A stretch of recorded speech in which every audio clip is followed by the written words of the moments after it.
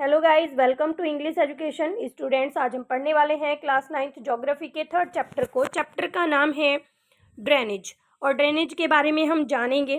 तो यहाँ पर दिया गया है the term drainage describe the river system of an area. तो ड्रेनेज क्या है? ड्रेनेज है एक रिवर सिस्टम, किसी भी एक रिवर सिस्टम के बारे में बताया गया है जो एक पर्टिकुलर एरिया में होता है कि किस तरह से बहाव है रिवर का, वो इस सिस्टम में बताया जाता है। Look at the physical map, you will notice that small stream flowing from different direction come together to form an main river. तो आप फिजिकल मैप में देख सकते हैं, आप क्या नोटिस करेंगे कि कुछ छोटी स्ट्रीम्स होती हैं जो अलग अलग डायरेक्शन से आती हैं और एक साथ एक मेन रिवर में मिल जाती हैं। अभी आपने डिस्ट्रीब्यूटरीज और ट्रिब्यूटरीज के बारे में पढ़ा था लास्ट चैप्टर में, तो बिल्कुल वही बात यहाँ पर बताई गई है। Which ultimately drains into a large water body such as a lake or sea or an ocean। तो देखिए यहाँ पर बताया गया है कि वो जो रिवर सिस्टम है वो बाद में जाकर मिल जाता है कहाँ पर, किसी एक लार्ज बॉडी में, चाहे वो एक लेक हो, एक सी हो या फिर ओशियन हो, उसमें जाकर मिल जाता है। The area drained by the single river system is called drainage basin. तो बताया गया है कि एरिया जहाँ पर सिंगल रिवर फ्लो करती है, इस सिस्टम को ड्रेनेज बेसिन कहा जाता है। A close observation on a map will indicate that any elevated area such as the mountain or an upland separates two drainage basin। तो आप देखेंगे, जैसे कि आप मैप में देखेंगे तो आपको पता चलेगा कि जो माउंटेन्स हैं या अपलैंड है, अपलैंड का मतलब है कोई जो लैंड है वो ऊपर की तरफ उठी हुई है, वो क्या करती हैं, दो ड्रेनेज बेसिन को अलग कर देती हैं। यानी कि माउंटेन की वजह से, या फिर सपोज करो कि कोई यहाँ पर वाटर बॉडी है, यानी कि पानी फ्लो हो रहा है, लेकिन यहाँ पर आ जाता है माउंटेन, तो ये वाटर क्या होगा, इस तरफ फ्लो हो जाएगा। तो यही बात यहाँ पर बताई जा रही है कि इस तरह से वाटर को सेपरेट कर देती हैं। Such an upland is known as a water divide, और इस तरह के अपलैंड को वाटर डिवाइड के नाम से जाना जाता है। तो अब हम बात करेंगे the drainage system of India are mainly controlled by the broad relief feature of the continent. तो देखिए यहाँ पर पहले भी आपको बताया गया था कि हर एक एरिया में अलग अलग तरह के फीचर होते हैं, तो इसी चीज पर ये सब डिपेंड करता है कि किस तरह से रिवर का फ्लो होगा, ये सारी चीजें। Accordingly the Indian rivers are divided into two major groups. तो बताया गया है कि जो इंडियन रिवर्स हैं उन्हें दो मेजर ग्रुप में डिवाइड किया जाता है। यहाँ पर पहला बताया गया है द हिमालयन रिवर और दूसरा बताया गया है द पेनिसुलर रिवर। तो जानते हैं इनके बारे में। Apart from originating from the two major physiographic region of India, the Himalayan and the peninsular river are different from each other in many ways. तो यहाँ पर आपको बताया कि दो मेजर ग्रुप में डिवाइड किया गया है, हिमालयन में और पेनिसुलर रिवर में, और बहुत से तरीकों से ये दोनों जो हैं बहुत ज़्यादा अलग हैं। कैसे अलग हैं वो सारी चीज़ें हम यहाँ पर चैप्टर में जानेंगे। Most of the Himalayan river are perennial. तो बहुत सारी हिमालयन रिवर क्या है, पेरिनियल है। पेरिनियल का मतलब है उसमें हमेशा पानी रहता है। It means they have water throughout the years, यानी कि पूरे साल वहाँ पर पानी मिलता है। These river receive water from rain as well as from melted snow from the lofty Himalayas. तो यहाँ पर इन रिवर्स में वाटर कैसे आता है, तो इन रिवर्स में वाटर आता है रेन से, या फिर मेल्टेड स्नो जो होता है, जो बर्फ़ है उसके मेल्ट होने से, जहाँ पर पूरे साल जो है माउंटेन्स के ऊपर बर्फ़ जमी रहती है, उनके मेल्ट होने से इन नदियों में पानी आता है। The two major Himalayan river are Indus and Brahmaputra originate from the north of the mountain range. तो यहाँ पर दो मुख्य रिवर के बारे में बताया गया है, कौन कौन सी हैं। तो बताया गया है कि इंदुस रिवर और ब्रह्मपुत्र ये कहाँ से निकलती हैं, ये निकलती हैं नॉर्थ से, जो माउंटेन रेंज है वहाँ से ये निकलती हैं।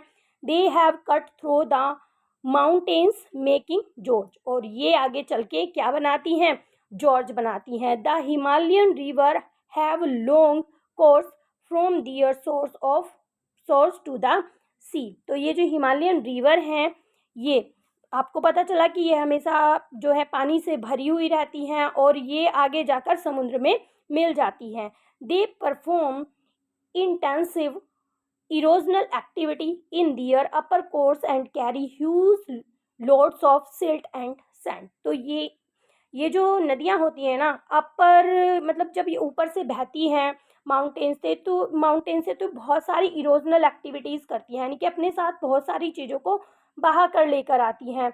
और जैसे कि सिल्ट है, सैंड है, ये सारी चीज़ें वो ऊपर से बहा कर लाती हैं अपने साथ। In the middle and the lower course, अब वो जब बीच में आती हैं, जब लोअर कोर्स में जाती हैं, दीज रिवर्स फॉर्म मेड्रेन्स। तो ये रिवर्स जो है मेड्रेन्स बनाती हैं। ये सारी चीज़ें हम ये अभी नीचे पढ़ने वाले हैं। ओक्स बो लेक बनाती हैं and many other depositional features in their flood plain. तो अपने फ्लड प्लेन में ये बहुत सारे फीचर बना देती हैं, वो सारी चीज़ें हम यहाँ पर पढ़ने वाले हैं। They also have well developed deltas. तो यहाँ पर वेल डेवलप्ड डेल्टाज भी बनते हैं। यहाँ पर देखिए बताया गया है कि यहाँ से जो है रिवर फ्लो करती है, अभी जान लेते हैं। यहाँ से रिवर फ्लो करती है। अभी आपको बताया गया है कि ऊपर से जब रिवर फ्लो करती है तो बहुत तेज़ी से आती है और जो इरोजनल एक्टिविटीज़ हैं वो बहुत ज़्यादा होती हैं।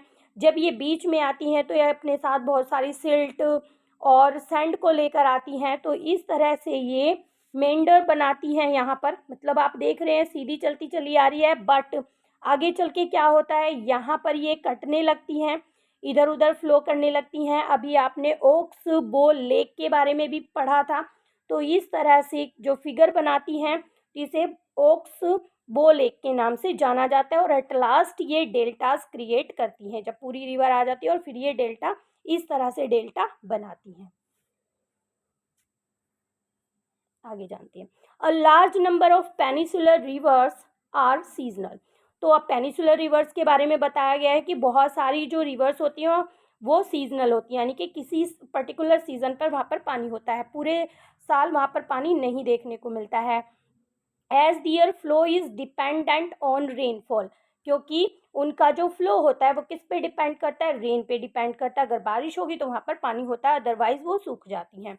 During the dry season even a large river have reduce flow of water in their channels. तो यही बात यहाँ पे बताई गई है कि ये जो नदियाँ होती हैं, जो लार्ज रिवर्स होती हैं, उनका जो फ्लो होता है वो कम हो जाता है, उनका जो वाटर होता है वो बहुत ज़्यादा कम हो जाता है। The peninsular river have shorter and slower course as compare to their Himalayan counterparts. तो देखिए यहाँ पर यही बात बताई गई है, जो हिमालयन रिवर्स है ना, उनकी कंपैरिजन में वो नदियाँ शॉर्टर भी होती हैं, स्लोअर भी होती हैं। However some of them originate in the central highland. अभी आपने लास्ट चैप्टर में पढ़ा था सेंट्रल हाईलैंड के बारे में और डेक्कन प्लेट्यू के बारे में। तो यहाँ पर वही बताया जा रहा है कि बहुत सी जो नदियाँ होती हैं वो कहाँ से ओरिजिनेट करती हैं, वो सेंट्रल हाईलैंड से जनरेट करती हैं and flow toward the west. और किस तरफ फ्लो करती हैं, बहती हैं, वेस्ट की तरफ फ्लो करती हैं। Can you identify two such large river. क्या आप ऐसी दो बड़ी रिवर के को आइडेंटिफाई कर सकते हैं, आप मैप में देख सकते हैं और कमेंट सेक्शन में इसका आंसर दे सकते हैं। Most of the river of peninsular India originate in the western Ghat and flow toward the bay of Bengal. तो देखिए बहुत सारी जो नदियाँ होती हैं, पेनिसुलर रिवर होती हैं इंडिया की, वो कहाँ से ओरिजिनेट होती हैं, वेस्टर्न घाट से, और कहाँ पर किस तरफ फ्लो करती हैं, वो बे ऑफ बंगाल की तरफ फ्लो करती हैं। अब हम जानेंगे हिमालयन रिवर के बारे में, मोस्ट इम्पोर्टेंट है। The major Himalayan river are the Indus and Ganga and Brahmaputra. तो मेजर हिमालयन रिवर कौन कौन सी है, इंदुस है, गंगा है और ब्रह्मपुत्र है। These rivers are long and are joined by many large and important tributaries। तो देखिए बताया गया है कि ये जो नदियाँ होती हैं काफ़ी लंबी नदियाँ होती हैं और इनके अंदर और भी बहुत सारी नदियाँ ऐड होती हैं, उनकी ट्रिब्यूटरीज जो होती हैं वो भी काफ़ी लंबी नदियों से जुड़ी हुई होती हैं। A river along with its tributaries may be called a river system. तो देखिए रिवर सिस्टम किसे कहा गया है, एक नदी के साथ उसकी जो ट्रिब्यूटरीज ऐड हो जाती हैं उन सभी के मिल जाने से रिवर सिस्टम फॉर्म होता है। आगे हम पढ़ेंगे द इंदुस रिवर सिस्टम के बारे में। The river Indus rise in Tibet. तो बताया गया है कि ये कहाँ से निकलती है, ये निकलती है तिब्बत से, near lake Mansarovar, Mansarovar lake के पास से, फ्लोइंग वेस्ट और वेस्ट की तरफ फ्लो करती है। It enters India in the Ladakh district of Jammu and Kashmir.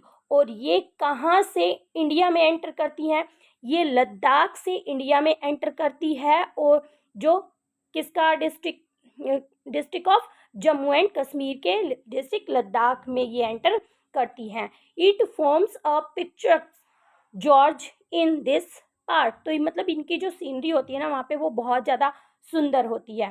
Several tributaries, बहुत सारी ट्रिब्यूटरीज के बारे में बताया गया है कि कौन कौन सी हैं जो उसे ऐड करती हैं, ज्वाइन करती हैं। तो देखिए यहाँ पर बताया गया है जास्कर, नुरबा and Shyok and the Hunja join in it in the Kashmir region. तो ये सारी जो नदियां हैं ना ये इंदुस रिवर की ट्रिब्यूटरीज हैं, ये कश्मीर रीजन में इंदुस रिवर को ज्वाइन करती हैं।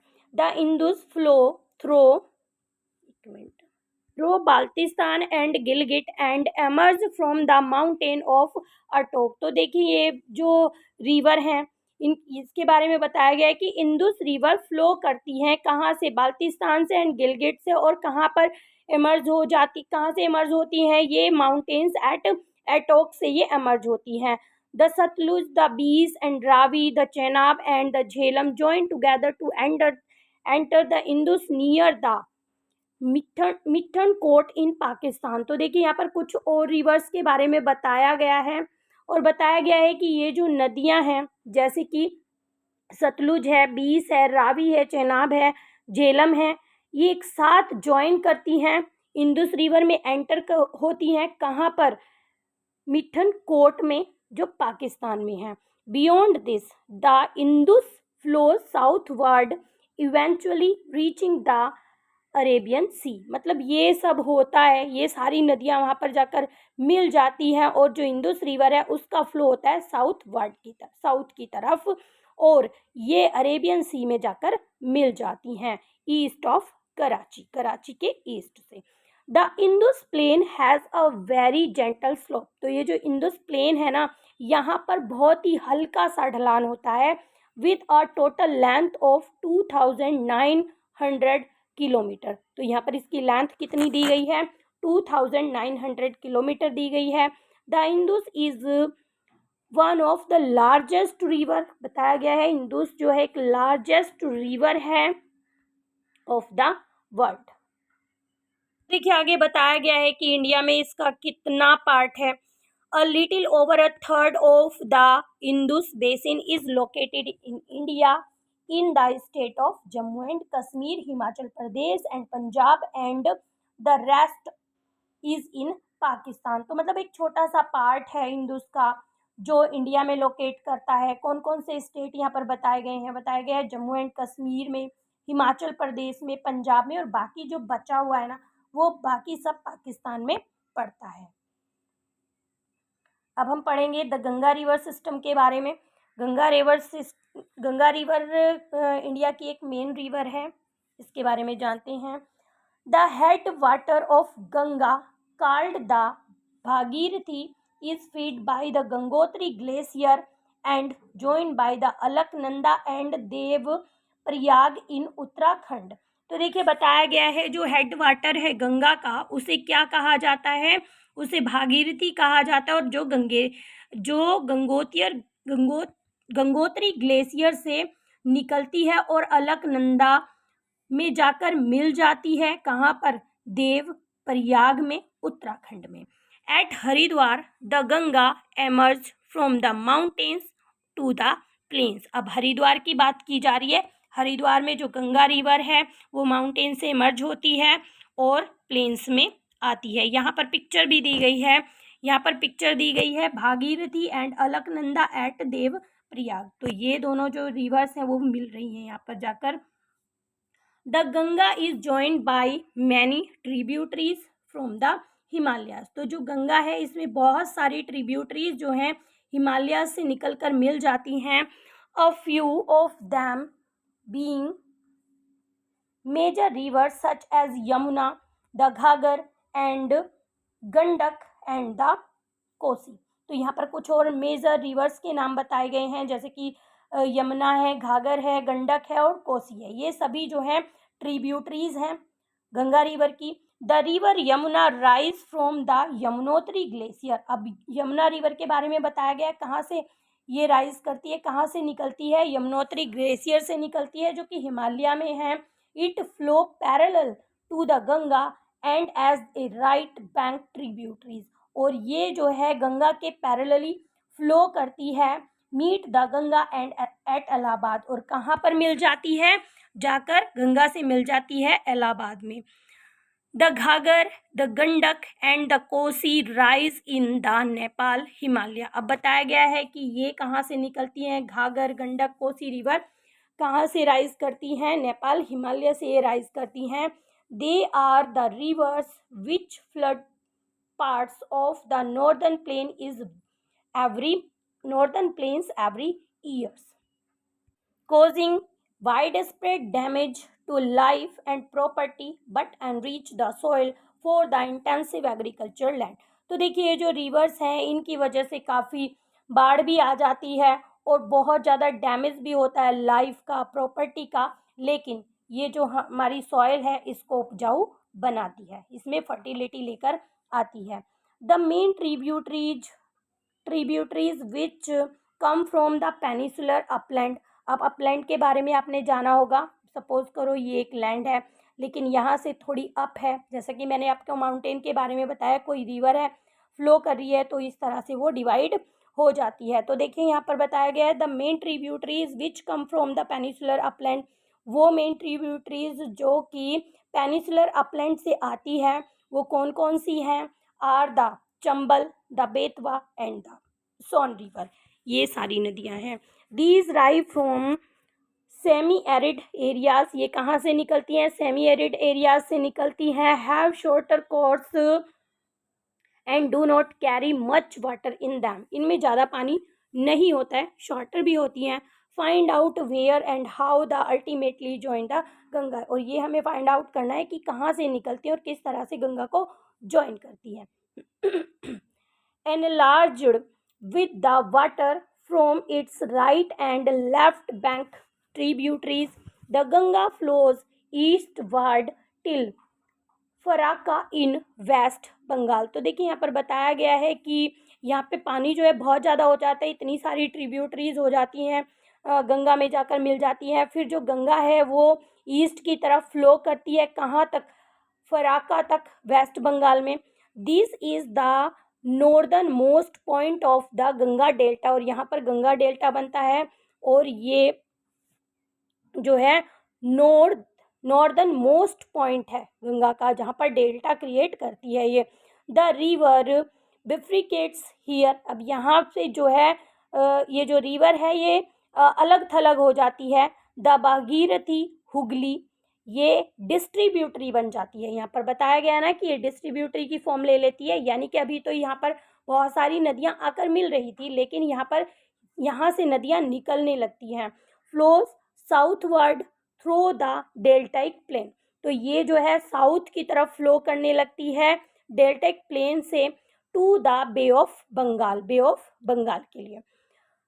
The main stream flow southward. लेकिन जो इसकी मेन स्ट्रीम होती है ना वो साउथ की तरफ फ्लो करती है, साउथ की तरफ बहती है into Bangladesh and is joined by the Brahmaputra. अब ये बांग्लादेश में फ्लो करती है और ये किसके द्वारा ज्वाइन कर ली जाती है, ब्रह्मपुत्र के द्वारा ज्वाइन कर ली जाती है।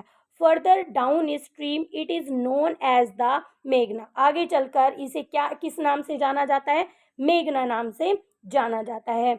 This mighty river with water from the Ganga and the Brahmaputra flow into bay of Bengal. अब ये जो दोनों माइटी रिवर होती हैं, शक्तिशाली रिवर वो हो जाती हैं और ये बे ऑफ बंगाल में जाकर गिरती हैं। The delta formed by this river is known as Sundarban delta. काफ़ी फेमस और सबसे बड़ा डेल्टा है।